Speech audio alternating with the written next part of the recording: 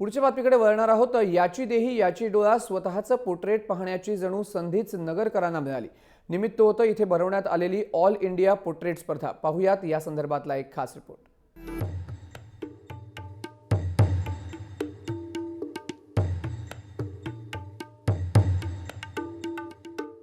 हा माहोल बरंच काही सांगून जातो। ब्रशचे स्ट्रोक्स आणि समोरचं स्वतःचं हुबेहूब बनणारं पोर्ट्रेट, क्या बात है असंच वाक्य तोंडात येतं।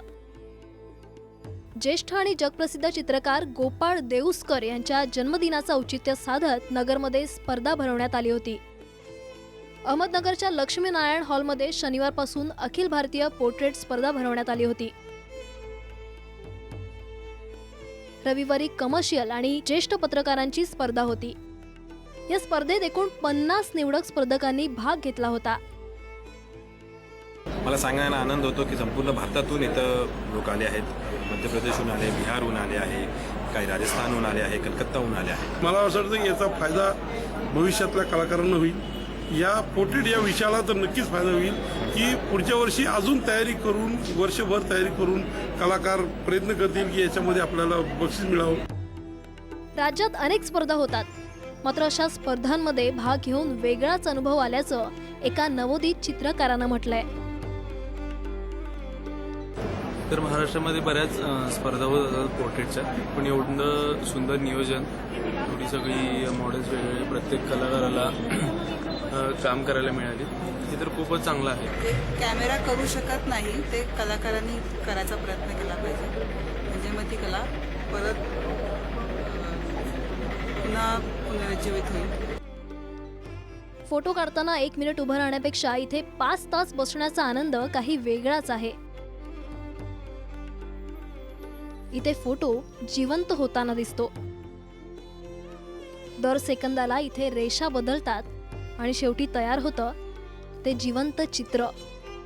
छान उपक्रम आहे आणि अखिल भारतीय स्तरावरचा हा उपक्रम नगरमध्ये होतोय।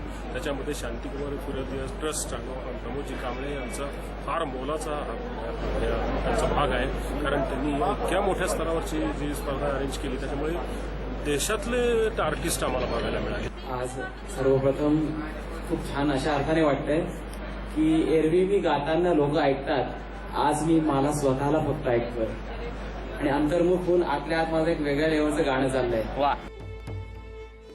ज्येष्ठ चित्रकार सुहास बोहोळकर हे या स्पर्धेला उपस्थित होते। अशा प्रकारची स्पर्धा भारतामध्ये एवढ्या भव्य प्रमाणावर आणि इतक्या उत्तम रीतीने पहिल्यांदाच आयोजित होतीये। व्यक्तिचित्रण कलेच्या दृष्टीने भारतामध्ये घडणारी ही अत्यंत महत्त्वाची अशी घटना आहे। त्यातून चित्रकारांना प्रोत्साहन मिळण्याबरोबरच नगरवासियांना व्यक्तिचित्र कसं काढलं जातं हे प्रत्यक्ष अनुभवता येणार आहे। दरम्यान नवोदित चित्रकारांना प्रोत्साहन देण्यासाठी अशा प्रकारच्या स्पर्धा गरजेच्या आहेत।